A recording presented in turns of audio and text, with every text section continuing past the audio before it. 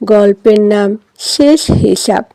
গ্রামটা খুব সাধারণ ছিল, কিন্তু এই বাড়িটা ছিল আলাদা। দুতলা পাকা বাড়ি, লোহার গেট, আর গেটের ভেতরে একজন মানুষ। নাম তার হাশেম। হাশেম কখনো গরিব ছিল না, কিন্তু তার সমস্যা ছিল একটাই, তার কাছে যা ছিল তা কখনোই যথেষ্ট ছিল না। আরও চাই, আরও।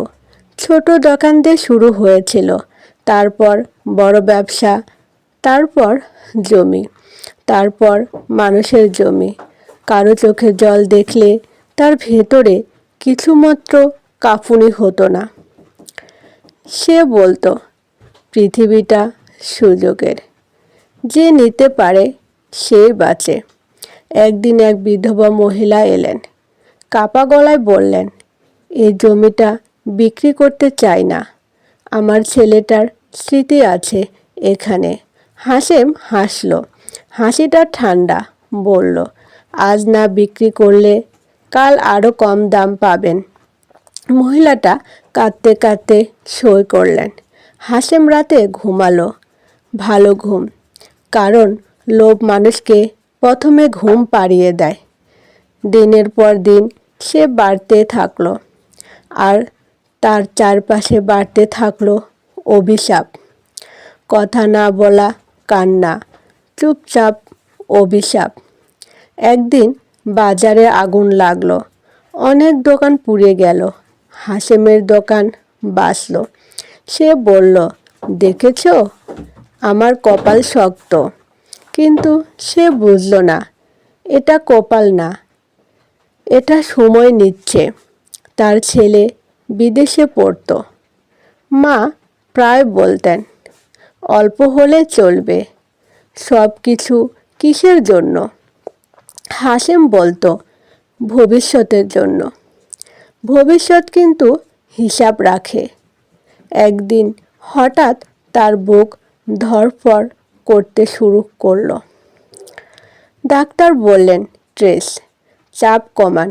হাশেম হাসল, বলল, আমি থামলে চলবে কে? লোভ মানুষকে বলে, আর একটু, তারপর থামব। কিন্তু তারপর কখনো আসে না। এক রাতে সে একাই ছিল বাড়িতে। বৃষ্টি হচ্ছিল, বিদ্যুৎ চলে গেল। অন্ধকারে বসে হঠাৎ তার মনে পড়ল, কত মানুষের মুখ সে আর মনে করতে পারে না। হঠাৎ বুকে তীব্র ব্যথা। সে চিৎকার করতে চাইল, কিন্তু গলা দিয়ে শব্দ বের হলো না। ফোনটা হাত থেকে পড়ে গেল। শেষ মুহূর্তে তার চোখের সামনে ভেসে উঠল সেই বিধবা মহিলা, সেই জমি, সেই কান্না। সে বুঝতে পারল, সব সম্পত্তি এক সেকেন্ডেরও দাম রাখে না। সকালবেলা লোকজন জড়ো হলো। বাড়ির গেট খোলা। ভেতরে হাশেম পড়ে আছে, নড়ছে না। ডাক্তার বলল, হার্ট ফেল। মানুষ বলল, সবই আল্লাহর ইচ্ছা। কিন্তু কেউ বলল না, লোভ মানুষকে ভেতর থেকে আগেই মেরে ফেলে। কয়েক মাস পর তার বাড়ি বিক্রি হলো, জমিগুলো ভাগ হলো।